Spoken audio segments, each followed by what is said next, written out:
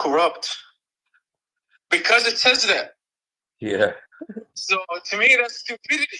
Sorry for this language, but like that's just baffling. I can't believe I didn't see this once the first time I looked into it. But once I thought about it, I was like, not only is it a lie, but these people, 1 billion people, they claim right now 2 billion. Every other day, by the way, it increases. Yes. Last time I checked, it was 1.5 billion, and 5 years before that, it was like 1 billion. And now, I think a lot of them they have a number obsession. Yeah, it is. Because and since me and you are from the same background, guess who is a part of this 2 billion? Well, when they do that, they're just counting the countries that are majority Muslim and saying that that's all a Muslim country, and that everybody in it is Muslim. So they're part of the yeah.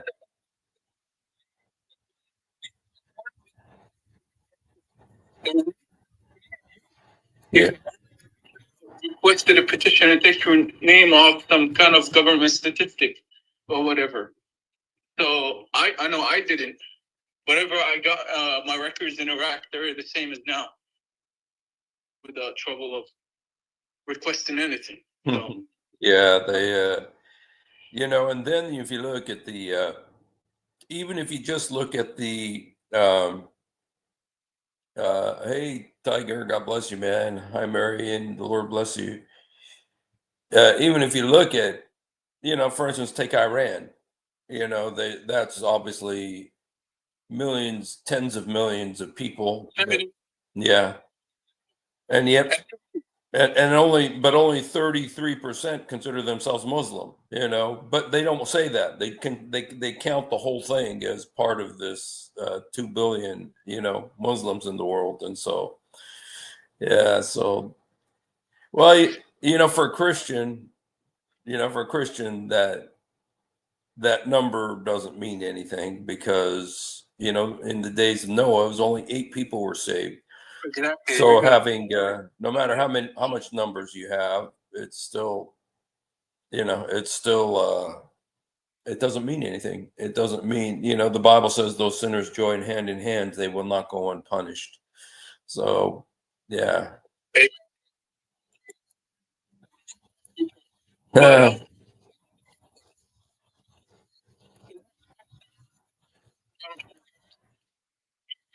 Oh yeah, I have some friends on my, because I StreamYard my I do my Clubhouse on StreamYard. So, in case anybody wants to participate from StreamYard as well. Yes, yeah. Well, on StreamYard, it goes to YouTube and to Facebook. So you're live, man. This is your chance. If you rap, yeah, if you rap, this is if you rap, this is the opportunity to let the world know about your rap career. So just kidding. Oh, okay. Well, yes.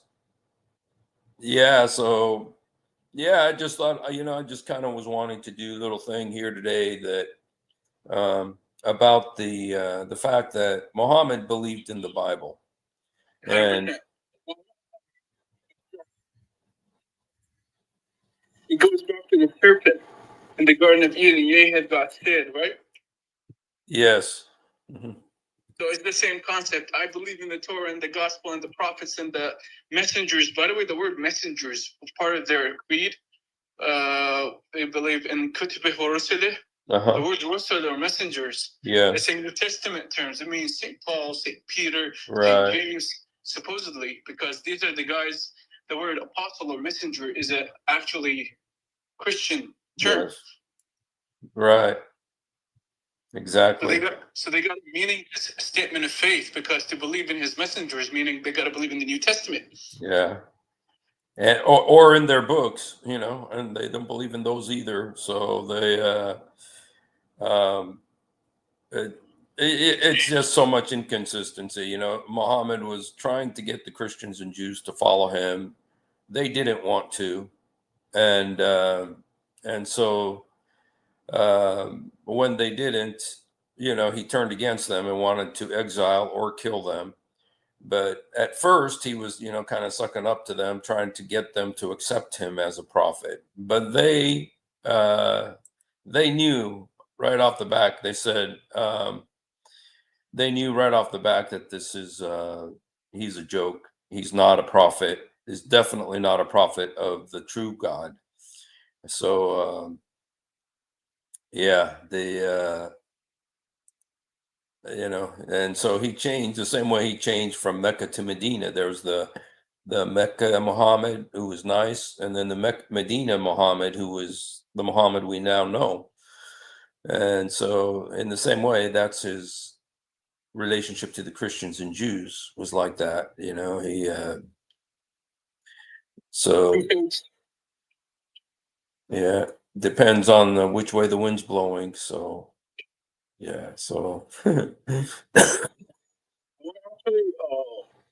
add something if you don't mind, since you're streaming. May I add something? I'll go ahead. Yeah.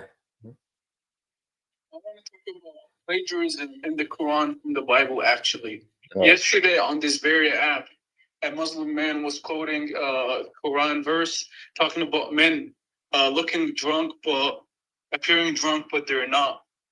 And I gave him told him that basically in the day of judgment, that, and I told him that this very term exists in Isaiah, probably 2,000 years before the Quran. Right. And I think it was Isaiah 26. And it said and I was talking about the day of judgment and blowing the trumpet. Does this ring a bell with you? Yes. Blowing the trumpet at the day of judgment? Yes. So there's the Quran, I believe it just can be used to prove the Bible because it borrows a lot of these terms and stories from the Bible. So many of the it's either from the Bible, from the Old Testament, from the New Testament, from the Mishnah, from the Gemara, from the the Jewish books, or from the Christian fairy tale books, like the Gnostic Gospels. He took from all of them. He took from all of it, and he also took from other religions, but mostly from the Jews and the Christians. And so yeah, there's so much. In fact, I was on Father Zechariah's program a few weeks ago, and that's what I talked about was the plagiarism, specifically the plagiarism from Jesus. He actually took things that Jesus said, like the when Jesus said, when you do good works, don't let your right hand know what your left hand's doing, or the opposite, don't let your left hand know what your right hand's doing. Muhammad quoted that exactly. He stole that verbatim from what Jesus said, and he used that phrase, don't let your left hand know what your right hand's doing. And then he also took the on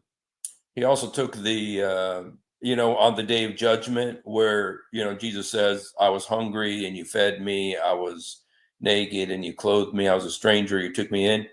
Book of Matthew. 100%. Yeah, and Muhammad stole that, but he attributes it to Allah. Allah says that to people. He says, I was hungry and you fed me, and then the people say, when did we see you? And he says, when you went to take care of my servant, I was there with him. That's how it says it in the Islamic hadith. And there's another one too, which is the one about the parable where Jesus spoke about the workers, that he went out at 9 a.m. I saw some men standing around, said, why don't you go work in my vineyard? And then he goes out at noon and sees more, and he says, go work in my vineyard for a dinar. And then at 3 o'clock, he goes out and he sees men standing in the market, and he says, go work in my vineyard for a dinar. And then he starts paying them. And then the ones who started, that endured the heat of the day said, wait a minute, we've been working for a lot longer and you only give us as much as you gave them. And he says, didn't we agree to that? I've done nothing wrong to you. But Muhammad took that and put it in the hadith, Hadith? Yeah. Yeah. I mean, he took it word for word, man. And there's so much blatant plagiarism in the Quran and in the Hadith, you know. Hey, brother. By the way, I don't mean like interject in your life, but I think, and God knows in the end, that it's not necessarily Muhammad. It's people after him attributing the Hadith to him and taking it from the gospel. I don't even think Muhammad said that. I think somebody in Bukhari, whoever was it, Bukhari, what's the Hadith from?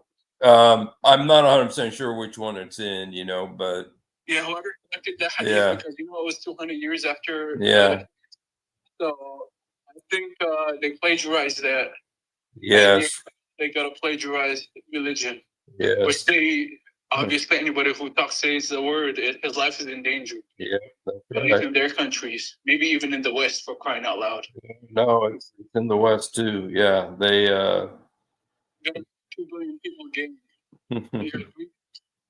Yeah. These guys, please don't hurt me. Guys, I'm an innocent man. Yeah, but if you know, we're working on the assumption that Muhammad did exist, you know, which I'm not sure he did, and you know, but it's kind of like taking it from the perspective of the Muslim who does believe he existed, you know, and if he existed, he did these things, you know, but of course, there's a good possibility that he didn't exist, that the Arab empire that had conquered the world, not the world, but had a, you know, had a pretty huge empire by then, that they just needed something to hold the empire together. And the best thing is a religion, you know, a religion holds people together and forces them to, you know, submit to their authorities. And so I'm kind of the mindset that, you know, the Arab empire, not the Muslim empire, but the Arab empire had already, you know, taken over much of the Middle East and, you know, was working its way into Europe before it got stopped and turned around.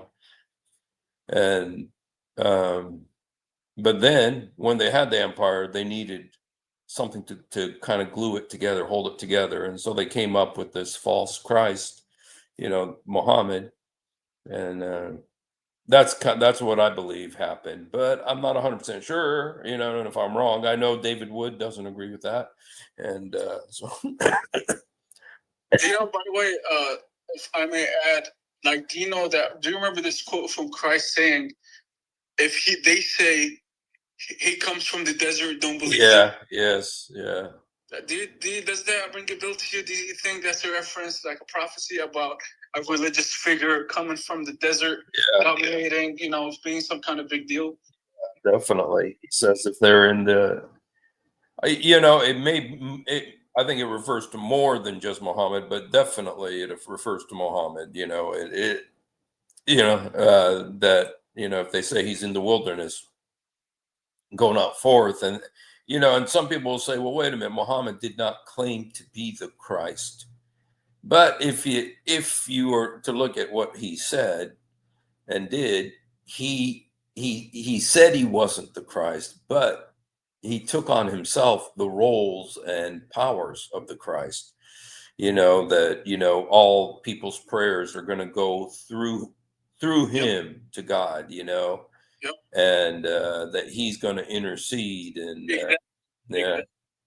So he deified himself. He made himself into a god. Plus, you know, he had this, you know, self-made God who always did his will, you know, and so yeah, I definitely think that is. And you know, some people also thought, you know, that was a reference to Charles Manson too, because Charles Manson, when he was going through Southern California doing his rampage for a few months, that he also was in the desert. He was in Death Valley, and so there were some people who were saying that also, you know, kind of. So just to say that um, that could be used in more than one way. And then there's also what Jesus said about demons. He said that demons, when they are, you know, somebody casts out a demon, that the demons go into dry places and they hang out in the dry places.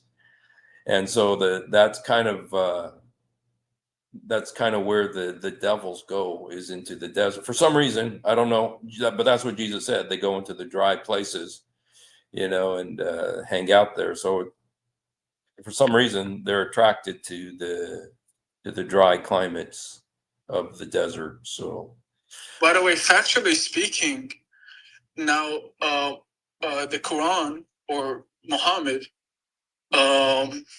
he had communication with the jinn. Now the jinn effectively are devils. yeah, they are. And I don't know if you're familiar. With all due respect, you're an Arab, and you're familiar with, we say somebody's possessed with a jinn.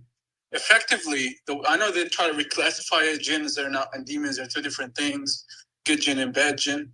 But effectively, the revelation of the Quran had contact with familiar spirits, and there is a chapter named after them, the jinn. Yeah, the jinn. Or translated, the demons. Right. The demons chapter in the Quran. Yeah. 18 verses of devil talk. And they say some of us are good, some of us are Muslims, and some it's that's a common with a lot of religions. And I hate to say this, but sometimes I've seen some Catholics who've said this, and I'm talking about my relatives. I have Catholic relatives who have said that there's these good spirits and bad spirits that they interact with, doing magic and doing other kind of stuff. And it's like, no, the Bible it says it's all devils. The devil wears a white dress, and so in Islam, it's codified in the religion that there are these good and bad spirits. But if you talk to, I don't know, because I live there, and the people are scared of these things. And they're not scared because they're good. They're scared because they know they're bad. And so, they do all Muslims. Yeah, they're scared. They're terrified of them. Yes. Yeah. Yeah. Mhm. Yes. Uh-huh. Yeah, he was originally from the jinn community. Yeah, and yeah. Well, you guys, you know what? Because I'm going to go ahead and end this stream right now, just because I got some work I need to do on my taxes. So, but I heard that Jai and Daughter of Christ are on Rumble right now. So, if you'd like to head over there, uh, okay. God bless. All right. Thank you so much for coming on. Yeah, I have relatives from Brazil, all Catholics, but lots of them have become born again Christians. Praise be to God. So, hallelujah. Rabbi Berkek, thank you so much. Thank you, everybody, for hanging out. God bless you, and we will hopefully see you tonight. Lord bless you. Oh, they're not live currently? I thought they were. Okay. Well, I still have to do my taxes, though. So, God bless you guys. Thanks. Yeah.